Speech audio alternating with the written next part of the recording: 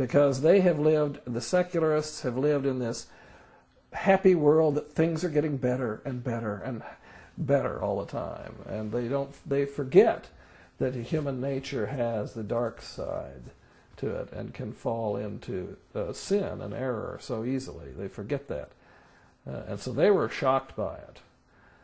But the Christians and the Jews and the devout Muslims, I don't think they were surprised. They were sad at what all of these things had happened. Did 9/11 your ideas about Islam? Not much, but I think that there has been a great deal of attention paid to Islam as a result of it. Although it was going on for some time, we've always had some instruction in school about the pillars of Islam and the Quran and Muhammad and so forth. So I had some idea of those things and had read and studied them, and have heard lectures by Islamic people over the years. But our media began to try to make some effort, and then of course the various religious publications tried to make some effort to explain Islam more than had been done. So that is true. It did not change my opinions very much, because people should not consider a whole part of the world, a whole group of different nations that have different cultures, that may have a similar religion in name, but you can't put them all together. They're going to have their own histories, their own languages, their own cultures, and so forth. When that happened, I did think that might have been somewhat typical of the Wahhabi mentality. I thought that. I still think maybe so. I already knew about bin Laden. He was in our textbooks, in the classes I've taught. He was already known. And so that wasn't a surprise. I think the sadness of it to me is the amount of money that has to be spent now on security. Is just tragic. It's just awful to have to spend all that money that could be spent on schools and on helping people, and it's just a terrible waste. And so also war that comes from that. That's a terrible waste. Do you think that Islam is encouraging terrorism, or there are some fundamental people, like you mentioned? Well, you have in Northern Ireland the terrible conflict between the people who say they're Protestants, and they are Protestants for the most part, and the majority Catholic Irish. And you see the religion used in that way as a tool.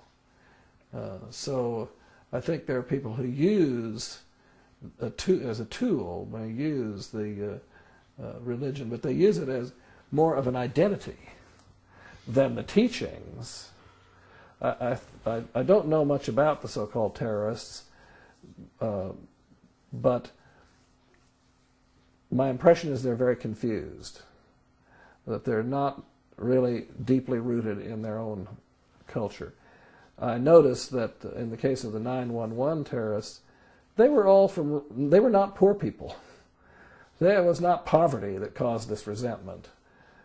They were not poor people. So the resentment is coming from somewhere, but I personally think it is substantially, once again, a politicization, an excessive politicization of a religion. And we have that in Christianity too. We have politicization of it. We have the so-called religious right and religious left. And they're really aping the secular political world and bringing that over into their religion. And that partisanship is divisive. It's divisive. So that's my opinion of it. There's a human temptation to look to politics to solve all problems, or economics to solve all problems, or something else is going to solve all our problems. And we're going to build a heaven on earth that way. And the people who are against us are bad. They're evil. And I think that is the mistake. You know, terrorism going on the one side in the name of Islam. And years ago, like maybe I read first article written by Fethullah Gulen on 1970s. It was that time. And also, we are able to listen his speech in that time. He is just encouraging people for peace, and Muslim cannot be terrorists, and trying to build peace in the society. Yes. And according to this, what is the importance of dialogue attempts initiated by Fethullah Gulen in terms of humanity and universal peace? Well, I hope it is successful. Peace begins with me. Peace begins with me.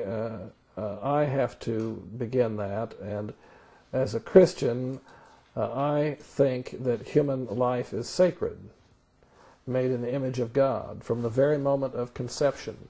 Now, do I always act that way? Do I always treat other people as if I thought I was looking at an image of God? Am I always polite? Am I always truthful?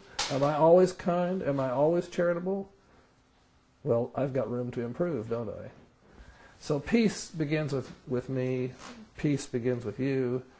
And it has to be based on this common belief in a truth. And if we know the truth, we will behave in a truthful and good way.